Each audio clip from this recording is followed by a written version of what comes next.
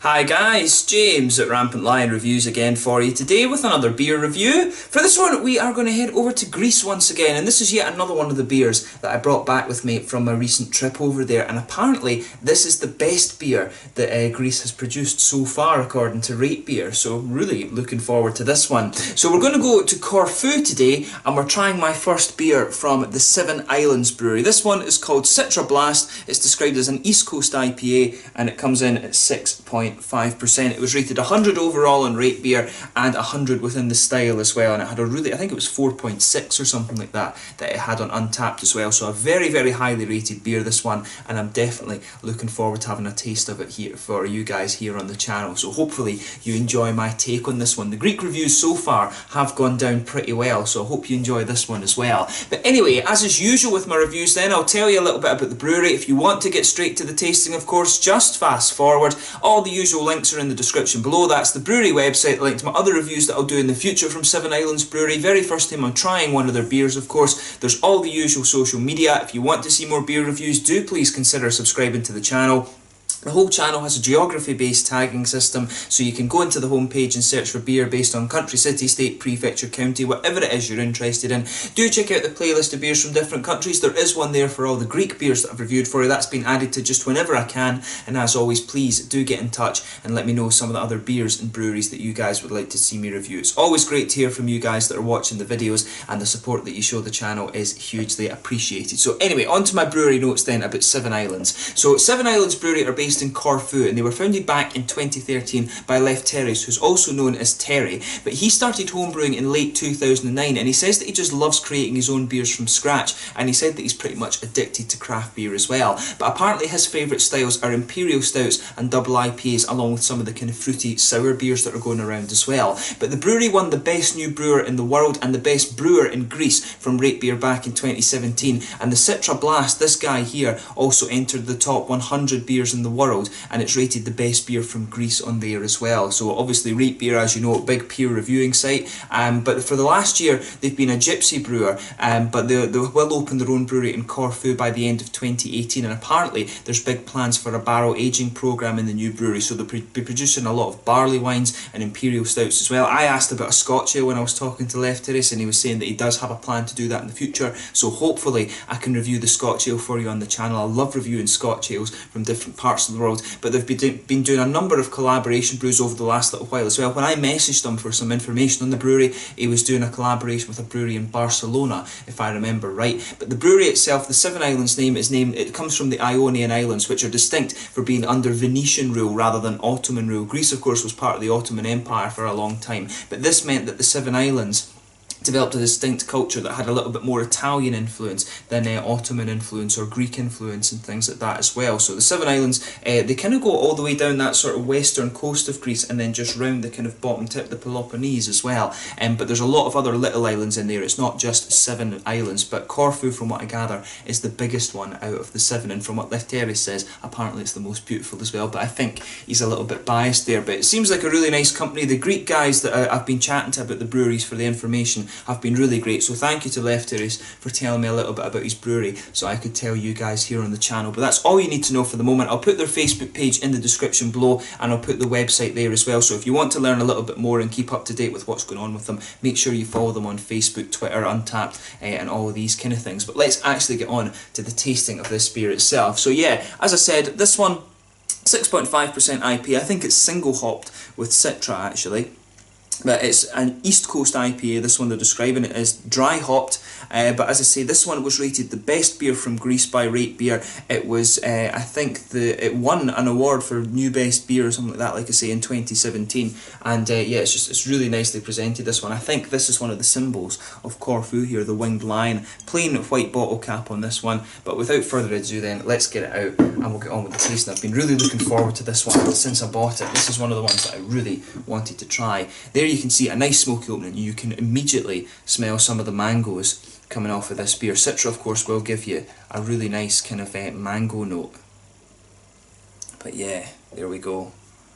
It's actually quite a bit darker in colour than I thought it was going to be. I thought it was going to be quite a, you know, like one of these kind of haze for days style IPAs, as Rob from Hopscene likes to call them. But there, as you can see, it's poured a really nice kind of darker orangey colour. There's a solid finger of I would say a very slightly beige, kind of creamy beige coloured head on this one. There's one or two big bubbles sticking towards the side of the glass. There's one or two wee little bits of sediment floating around there, but that'll just be because I've had the beer for about 3 weeks or so, 3-4 weeks since I came back from Greece. But yeah, really nice looking beer, this one. I think the best way to describe the colour of that is probably like blood orange, maybe something along those lines. But yeah, it looks, you know, pretty much what you would expect from an IPA. It actually looks more like a West Coast IPA than an East Coast IPA, I would say. But that doesn't particularly matter, as long as it tastes good. That's what you're definitely looking for with these beers. But yeah, as you can see, if I put my fingers behind the glass, not really transparent at all. It does have a little bit of that hazy quality to it, but let's take a closer look at the aroma then and just see how we get on with this one. Ooh. Yeah, so for this one, there's a nice little bit of caramel in this. You can really smell, there's a nice kind of sweet caramel to this beer.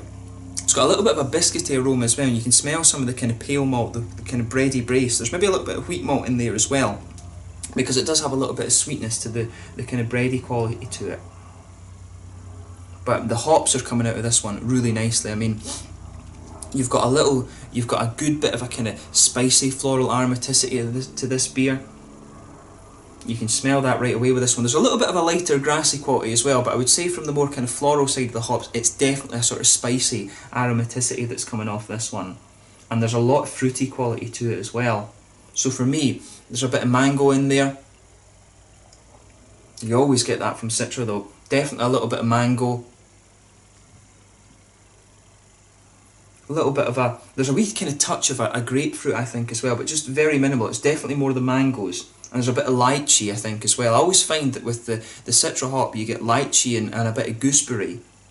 But for me, the lychee's coming out of this one, but the gooseberry not so much. Sometimes you can get lemon and lime from the Citra as well, but I'm not getting too much of that in this beer either. But it does have, I do like that when you've got a little bit of the kind of caramelly note coming out of the beer too. But yeah, it does smell really quite nice, this one. So as I always say, just take a little bit of time and enjoy the aroma of the beer before you get stuck into it, because this one it smells really, really nice. So yeah, let's have a taste of this beer then. So this one is the Citra Blast from the Seven Islands Brewery in Corfu. Thank you to Lift Terrace for giving me the information on the brewery. Let's get stuck into this beer. Apparently the best beer in Greece. Slanja Skull Yamas.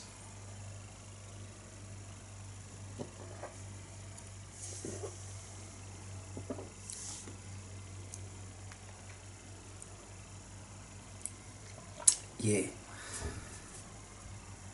I can see why that's quite highly rated. That's a really nice beer. So yeah, where to start with it? I will say with this one, you can tell a little bit that it's not quite as fresh as it would be. I think it was about a month in the bottle when I bought it. But you can tell it's lost a kind of wee touch of its freshness, but that doesn't affect it too much, I don't think.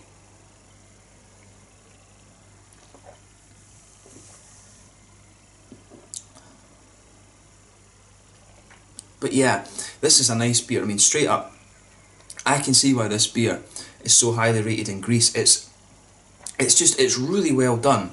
You know, in terms of sort of a recipe or things like that, it comes across as I think it's one of these beers that isn't too complex in a lot of the flavours that are going on with it, but it's just very, very well done, if that makes sense. You do get beers that pull things off like that really well, and this is definitely one of those that fits into that category.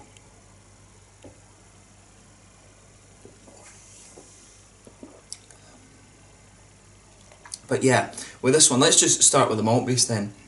You can feel a little bit of that kind of bready, malty character. That just blankets the middle of your palate. On top of that, you start to feel a little bit of the biscuity sweetness then right in the middle of your tongue. There's a little touch of a more kind of rich, caramelly flavour to this one, and that suits it. That, to be honest, that does remind me a little bit more of a West Coast IPA than an East Coast IPA, to be honest. If when it comes to an East Coast IPA, I would always think, you know, the oats, the kind of oaty creaminess, the wheaty notes and things like that. This one, to me, the malt base is more like a West Coast IPA rather than anything.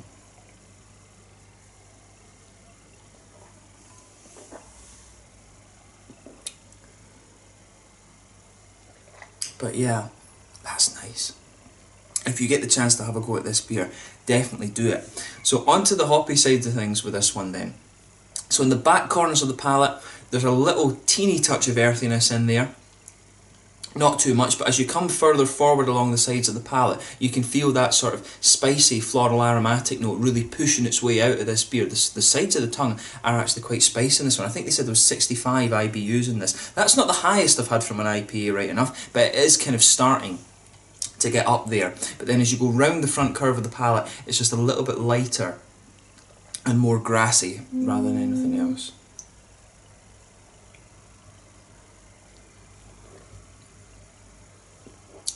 And then behind the front curve of the palate, that's where you get that little oily bubble where all these nice juicy fruity esters start to come out of the beer.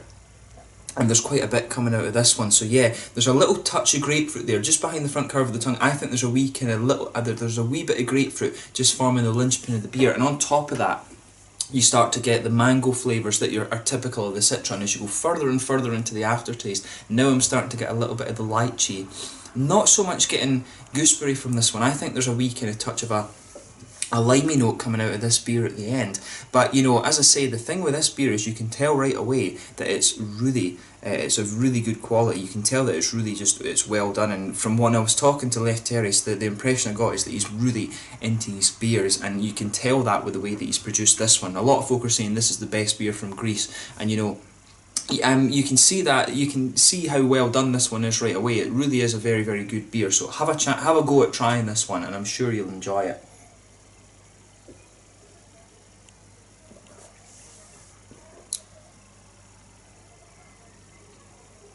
Yeah, that's really nice. Have a go at this beer and just see what you think for yourself. It's really pretty good. So a big thumbs up to Seven Islands Brewery for this one.